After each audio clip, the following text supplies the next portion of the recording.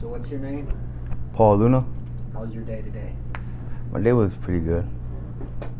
So we'll just get straight into the questions. Can you tell me a little bit about your childhood? Yeah. When I grew up in San Pedro, I actually moved here when I was about 5 years old. I had a kind of a lot of drama in my childhood. I never met my dad, and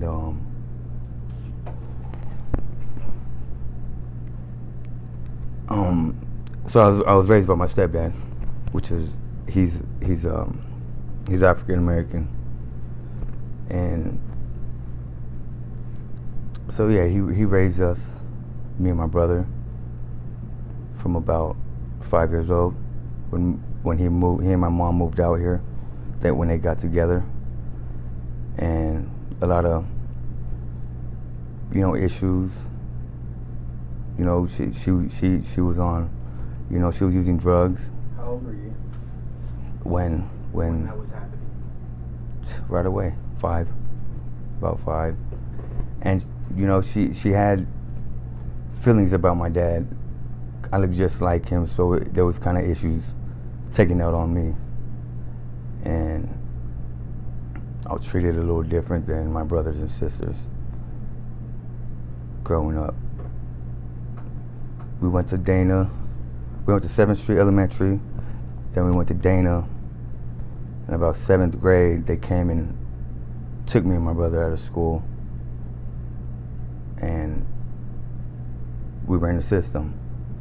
So they just took us out of class, took us down to the office in Long Beach or wherever it is, and just sent us to a home. And yeah, so I was kind of like in a couple different houses, and yeah, it was just for foster care. How did that feel, getting taken out of being moved from your home with your mom to being put into foster care? It was sad. It was sad because we didn't really understand at the time why that happened.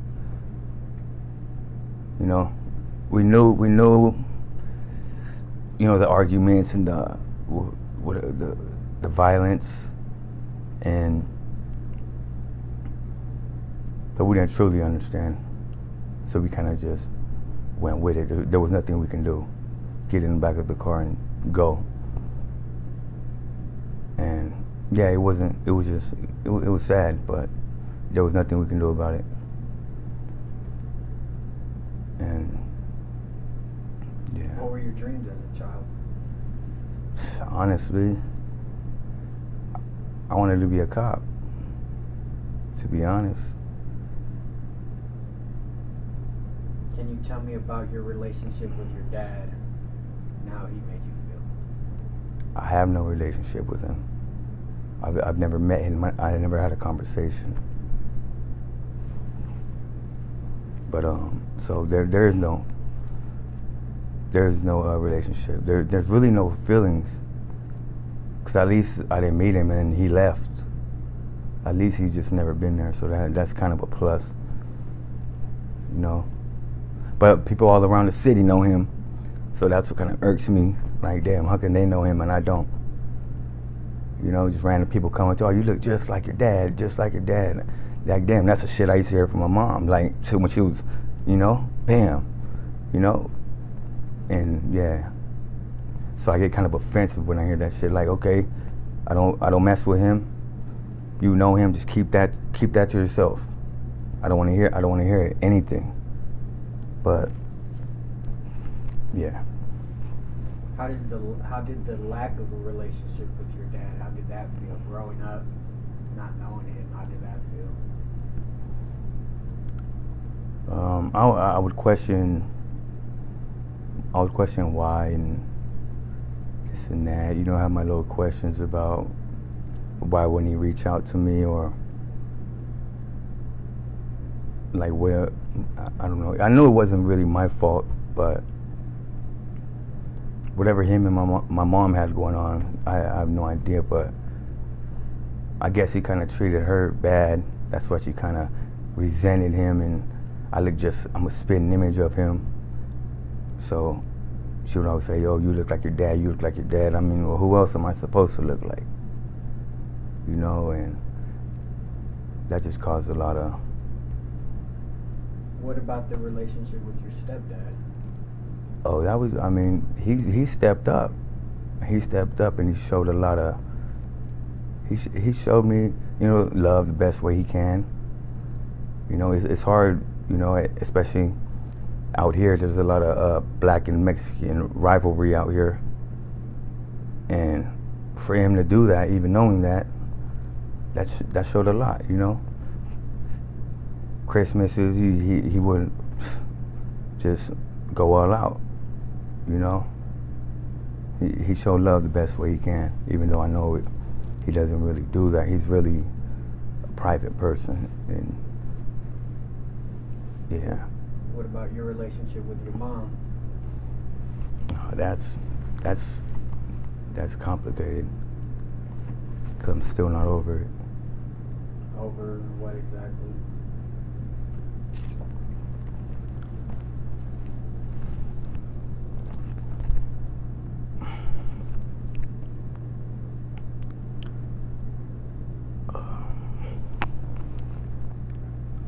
Just the way I was treated as a child. How would you say that,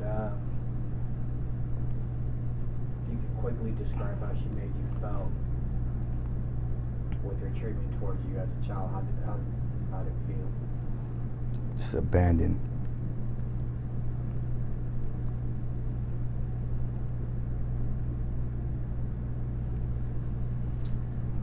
So the lack of knowing or having a relationship with your biological father, then the relationship with your stepfather, and then your strain complicated with your mom, what could you say you were able to learn from all of that, from them, whether they were there or not? Just show your kids love and be just don't take out your anger on somebody that has nothing to do with it. You know, basically. Can you tell me about your first love and the emotions that you felt with it? My first love. My first love. Or like, it can be a girl, it can be a family member, okay. It can be something you like doing, like whatever you can relate to that, like, man. Okay, well, I'm going to talk about a foster family in Cerritos. It was the last family I was with. I was with them about 4 years, all through high school. I went to Cerritos High School. They lived in Cerritos. It was a African American woman from Compton and a white guy from Torrance. Yeah. So totally two different backgrounds, but they had the best relationship, just the perfect relationship. I don't care. It was perfect. Just two of the best people that I've ever just met. Period. How would you identify that love with them, just that feeling, like? Because it was just so genuine and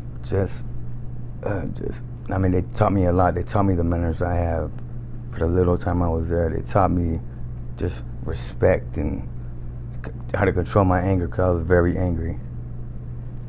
And they always knew when something was wrong. They just introducing me as their son. Just, I don't know. It was like I was their child. Do you still talk to them? I haven't in a while, honestly, and that's because I feel like, I don't know,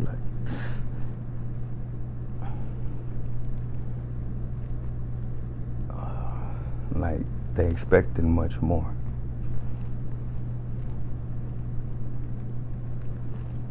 Yeah, they expected much more of me, and I just left them when I didn't have to. And they told me going back to Pedro was gonna be the worst decisions. One of the worst decisions I could make, and truly it was. So I kind of don't want to go back unless I feel I've accomplished something, you know?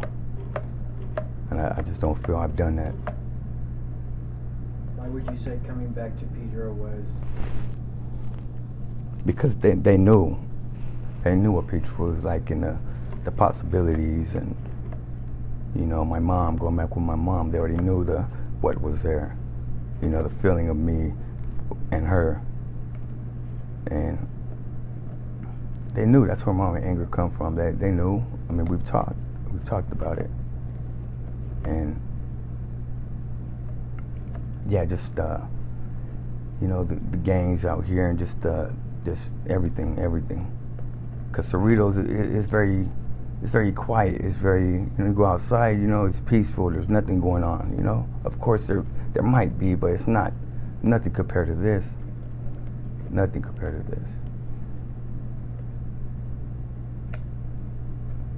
Can you tell me about your first loss or heartbreak and how that feel? It can be anything too. My first loss.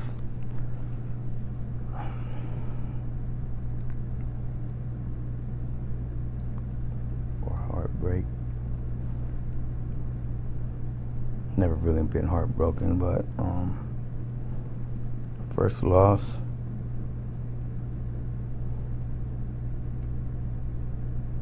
I would just have to talk about something that eats me up right now. It's when they took my car with everything I've owned in it, every single thing I worked for. This was like last year, and it was just, people say, oh, it's material things, No, but it's everything I've worked for, and I've had jobs, and I've done all this without jobs. So I've done what I had to do to get all this stuff. You know, all these shoes in the trunk, brand new shoes, and just on my wardrobe. That's what makes me feel good. Yeah.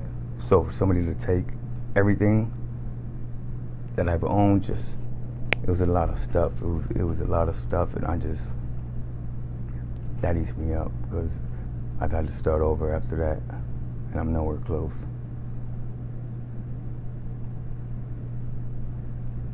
Who first taught you what love is and how?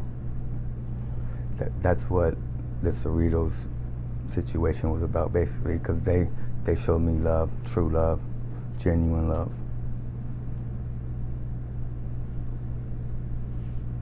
What's the definition of love to you? Has it always been that's what it is to you now, or has it changed? So what was it? What did you used to think love was as a kid, and what is it to you now?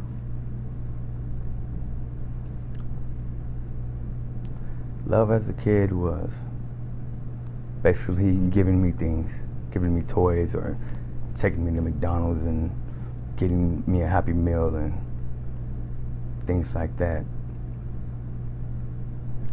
As a child, that's what love was to me. That's what I thought love was. And now, oh, it's much deeper. Love it has to be nothing materialistic. It can be just genuinely caring and noticing, oh, something's wrong. What's wrong? Just maybe giving advice, maybe just taking the time to ask. How does it feel when you feel that type of love? It feels good. It feels like that whoever is giving that to you, you gotta keep them around, because a lot of that isn't going on nowadays. A lot of it is just, it's not real. Can you tell me about a general good day for you? Like, you wake up like, man, this is a good day.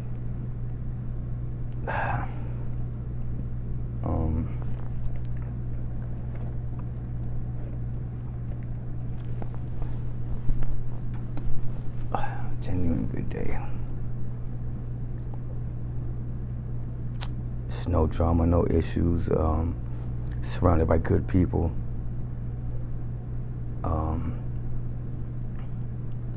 maybe being productive, getting something done you need to get done. Just not in any negative mind of state. So then the opposite of that, tell me about a bad day and how you push through that bad day. A bad day is me waking up and boom, automatically I have anxiety. Because it happens a lot. And just having anxiety, not wanting to even leave the house. Answer my phone. Thinking negative thoughts. Not sleeping well at night. I have insomnia too. And yeah, it's just that would be a bad day. How do you get through those days? Just medication, Xanax and Ambien, and some alcohol.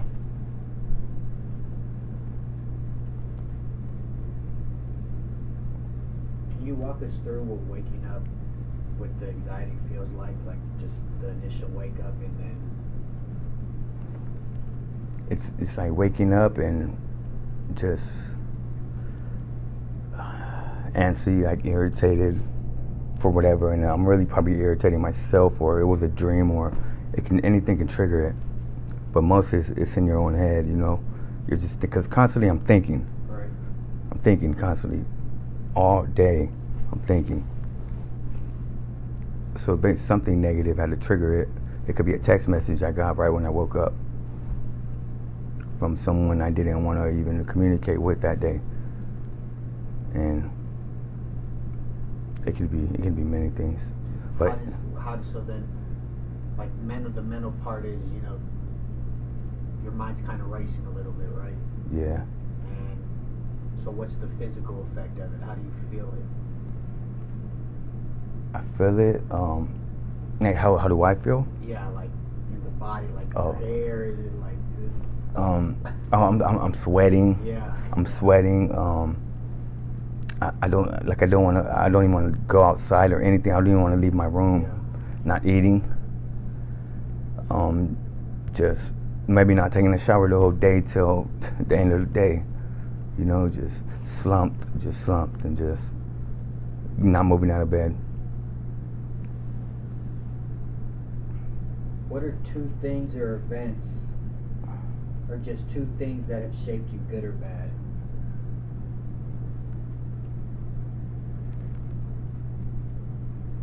Two things that shaped me, good or bad. I guess all this stuff I've went through, it has made me a stronger person, but it also has damaged me. But for the most part, I feel like I'm healing, and I'm 32 years old, and I still haven't healed. But there's no time to say when you should heal. It's at your own pace, and so I feel like, you know, it has made me stronger. Specifically, what events? Just the childhood, the mom, the foster care. And the not knowing my father part. Yeah. It's kind of made me like, damn, I don't need nobody. In a sense. What do you think are things that have helped you at least? Because I agree, healing is a journey. Like, it's not you're gonna be healed in 2 years from now, or Yeah. even 30 years from now. But what are some of the things that you can see that you've done that, like, you know, you're in that healing process, at least, however slow or however fast? I mean, first of all, still even communicating with my mom, honestly, and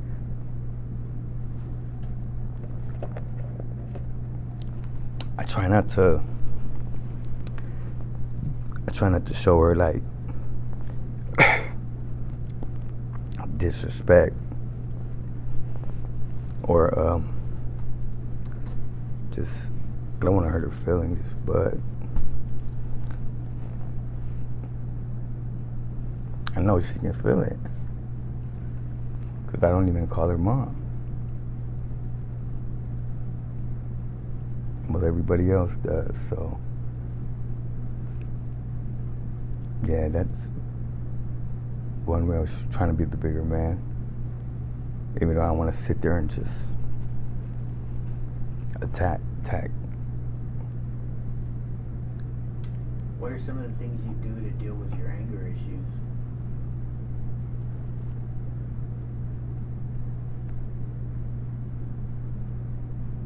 Drink the pain away. Guess. Take a Xanax.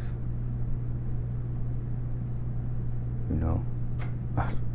Yeah, there's nothing else. I'm a very private person. I talk to no one. Yeah. Everybody that knows me knows I'm so mysterious. They don't know what I'm thinking. They don't know what I'm thinking, you know. And I'm like, you're not supposed to know what I'm thinking. I'm not here for you to figure me out. I really, sometimes, I mean, I don't want to be figured out. I don't want to be figured out, and I feel like that's the best way from getting your feelings hurt or just getting taken advantage of. 'Cause people use what they can against you, your weaknesses, and what they know. If you don't know anything about me, what can you use against me? Do you think that mindset is true just in this environment, or do you think that maybe in a different environment, for instance, like your foster parents from Cerritos, that those things aren't true, that maybe there are people who won't use things against you, but just because we're in Pedro, like that's just how it is out here? Definitely. And I'm not saying there's terrible people in San Pedro, because there's a lot of good people. I've met a lot of good people everywhere I've went. Environment. Yeah, and it's just the situations I've seen and I've learned that, yeah, it sucks, but it's a cold world and everybody's not righteous. There's good and there's bad people, that's it. Good or bad. That's how I see it. And hey, I see more bad people than I have good. How do you find the good people to surround yourself with? I mean, you feel the energy. It's by conversation and it's by actions. All of those will come in and do little tests, little tests. Yeah. So back to your mom.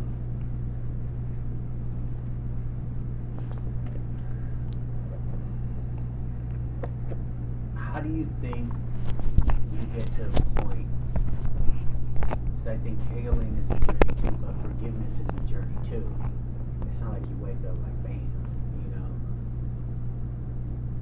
But how do you get to a point where you really forgive somebody who birthed you, who hurt you so much? So how do you?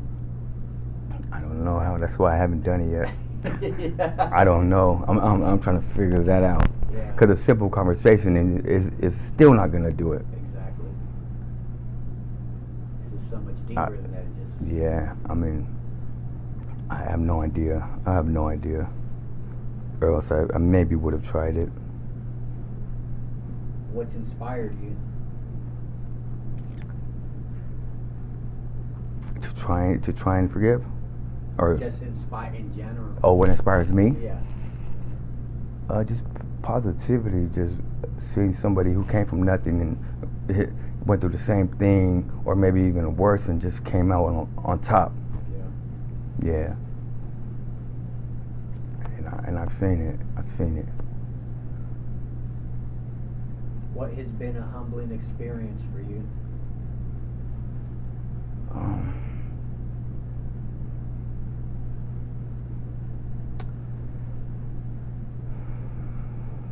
A humbling experience.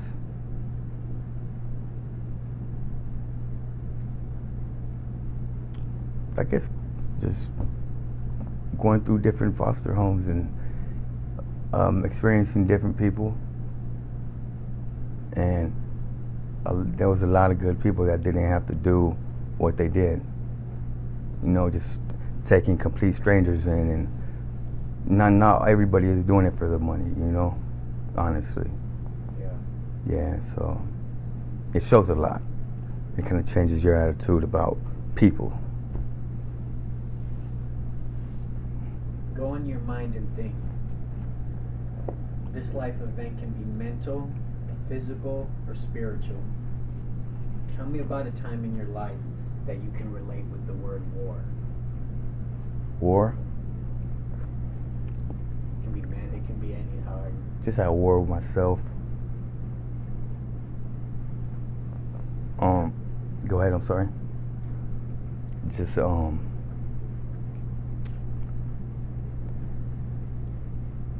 like what? Just what do I want to be, a good person or a bad person? Because it could have been either. So where do you think you're at right now? Are you a good person or a bad person? I mean, I'm trying to be the best I can, but I feel that I'm a good person. I was a bad person.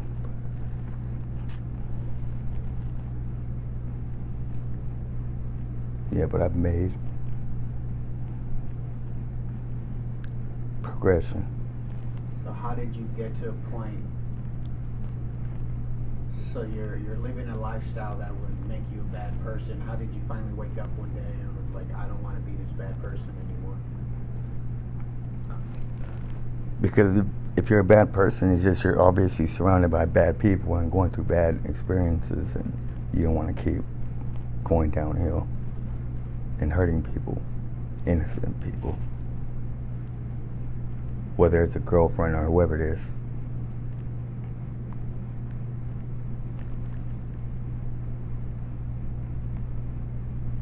So in that war right now, you think the good guy's winning out? Yes. What do you do to keep that good guy winning over the bad guy? Just think positive and just try. Try and do things, the right thing. Try and do the right thing instead of the wrong thing. Because the wrong thing is easier to do than the right thing.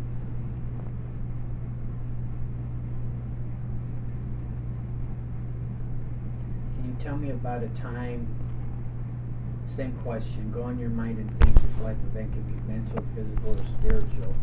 But tell me about a time in your life that you can relate to the word peace.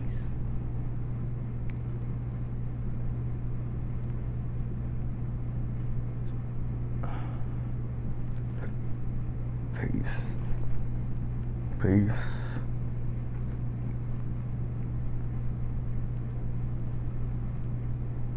I guess wanting to hurt myself, and I never did it. I found peace after the fact because I didn't do it, which means obviously you don't want to disappear. Obviously. Can you describe that moment of peace? So were you right on the verge of doing it and finally you were like, man, I want to live? Yeah, definitely it was that. And it was so close, but I thought about everybody else, like always. I think about everybody else being the person that I am, and yeah, who it would affect. That's what I thought about. Because I was in a coma also, and I came out of that. So that's another. That's the real time I found peace, actually. Because when the doctor said the other guy came in the same time as me with the same issue, and he was gone. So that was kind of like, okay, maybe that there is a reason, whatever it is, that I'm still here.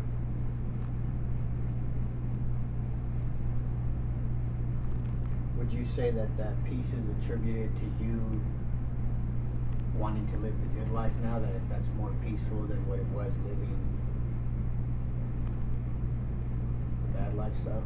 Definitely. It's just I was so angry and hateful and just ugly. And it is peaceful living a good life. It's talking to strangers, and some of the best conversations and people I met were strangers, to be honest. Because there's not even about judgment. It's just so natural, and yeah. Can you tell me about a truly difficult time in your life and how that felt, how you got through really difficult time.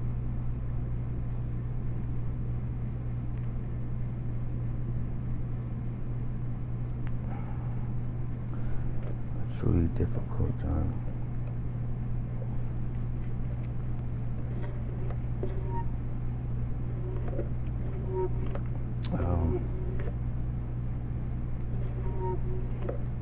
I mean, there's been many. I'm trying to just find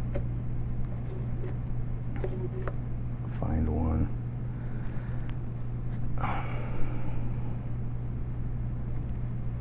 I guess just losing somebody you really love. Meaning, it could be relationship wise, you know. And I guess everything that I was going through, I took into the relationship. And yeah, it sucks because it wasn't even really their fault. It was all me. And that's what I was doing. I didn't know how to treat women. I kind of still don't, but I'm getting there. So I feel like I took a lot of my feelings and emotions in my past out on women that didn't deserve it.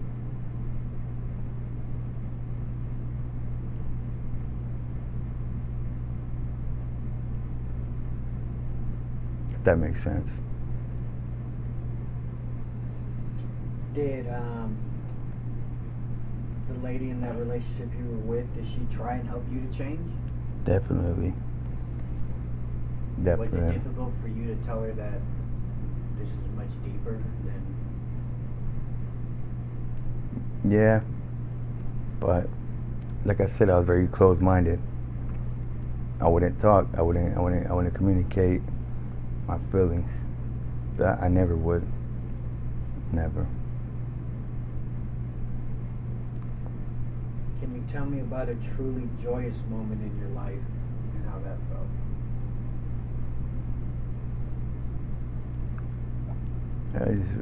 It's when my sons were born. My sons were born, and my daughter, and just... How'd that feel? Can you go through those emotions when your kids were born?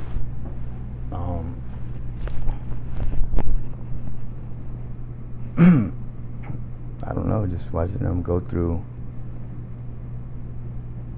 the pregnancy, and even though it might have been, a little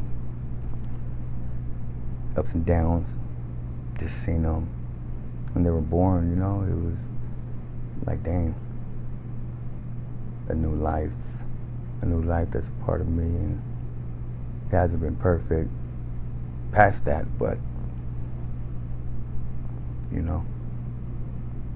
it was a happy moment. Experiencing birth, and yeah. What keeps you up at night? Oh man, just thoughts, constantly thinking about what I need to do, what I haven't done, things I did wrong, a whole bunch of stuff. My mind just won't stop thinking. It won't stop. It can't. I don't know why. Constantly just going and going and going. What keeps you going every day? Just wanting better, just wanting more, and just trying to accomplish something. Finding my purpose, my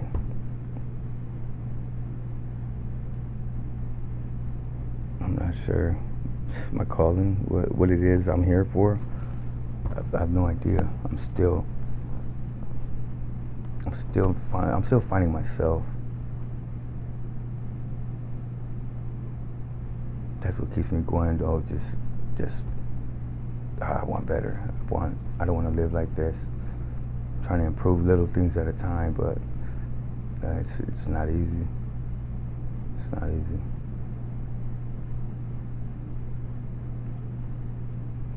Would you say that the lack of the relationship with your biological father, that's made you want to have a more active role always in your kid's life? Yes. But that hasn't, it hasn't always went that way though. Because there's been issues with whoever, and it's complicated. But I'm definitely not him, because I definitely attempted to be there, you know, I mean, but there's always dilemmas and just. What do you think would be things that you could do to help on your healing process when it comes to your mom and your dad? What are things just you think you would do to just help keep that process at least continually going, moving forward? Well, honestly, I really have no feeling towards my dad, to be honest. But with my mom, I don't know. I just want her to be genuine. I feel like she does things because she has to. Like she has to, you know, say hi, or she has to, you know, do this or do that. I just don't feel it's genuine.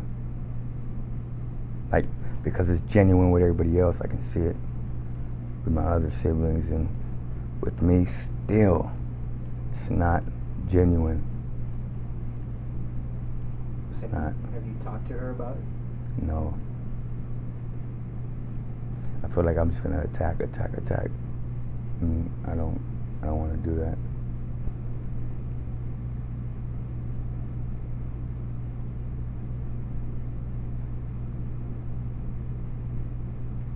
Do you think it would be worth at least trying to talk to her? Just why not, right? What do you have to lose?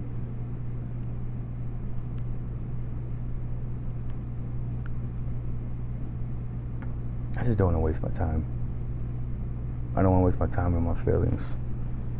I feel like I've done that more than enough throughout life, and I just want truth. I want truth. That's all I want is truth, and I feel like maybe I won't get it. I don't know. Not saying I won't, but that's just how I feel. I feel like I won't.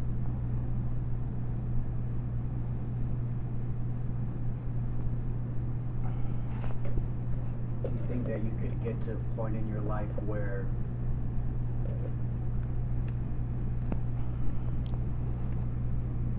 you could just accept her as she is without her even being real or truthful, and just be like, this is just what it is, you know, like, hey, this is my mom, this is what she did, but she's like in her own story, and you're in your own story, you know what I mean? And it's just kind of like, you might never get that truthful, because you know what you went through, and she might deny it, right? And you may never get that. It's so hard for people to even say I'm sorry for some reason, you know what I mean? Yeah. And you may never get that, so it's just even just like it, just accepting it. See, I can't accept it. Yeah. I can't accept it. Because it feels like everything that's happened was because of, boom. Right. We got taken because of, you know, whatever. You know, I got treated real bad because I looked like my dad.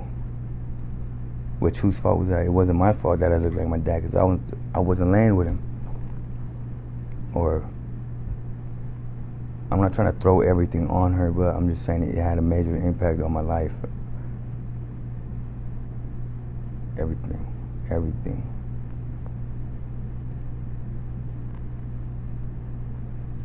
It still does.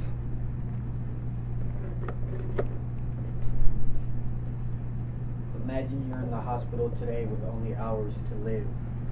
What would be your regrets? That, of course, not forgiving her. Not being the best father. not being the best father that I know I could have.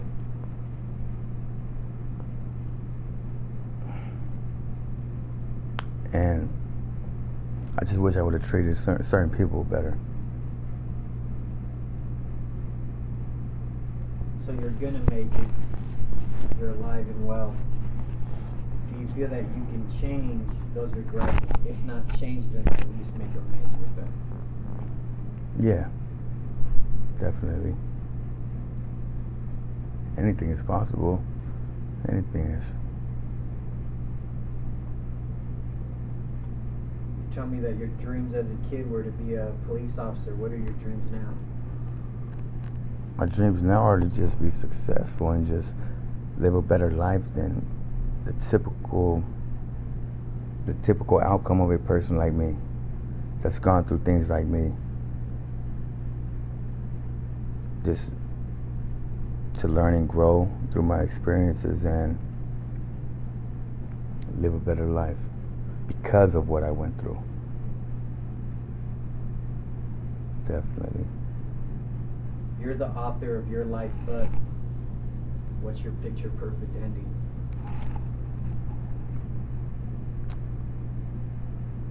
Family, a home, not non-struggling,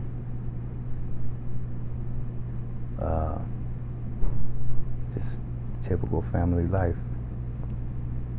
So picture yourself with a family, a home, not struggling, kind of peaceful. How would you imagine that feels like?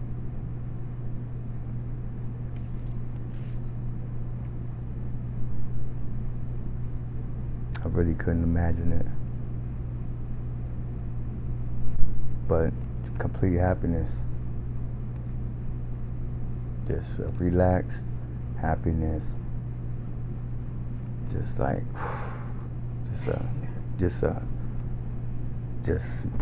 I can't even picture it. I can't explain it either, because I really don't know that. But that's, yeah, what I said. That's what a complete relaxed, just happiness. At peace, peaceful mind.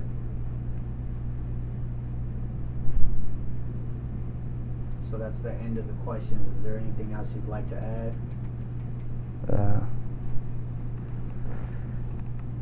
No, just take every day one day at a time, basically.